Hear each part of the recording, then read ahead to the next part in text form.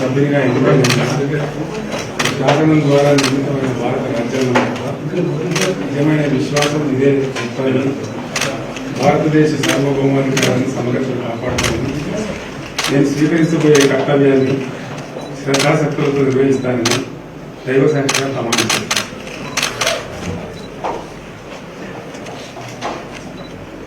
తెలంగాణ శాసనసభ్యుడైన నేను కల్వకుంట్ల చంద్రశేఖరరావు అనే నేను సభ నియమాలకు కట్టుబడి ఉంటానని, వాటిని అనుసరిస్తానని, సభ మర్యాదలను పాటిస్తానని, సంప్రదాయాలను గౌరవిస్తానని దైవ సాక్షిగా ప్రమాణించాను.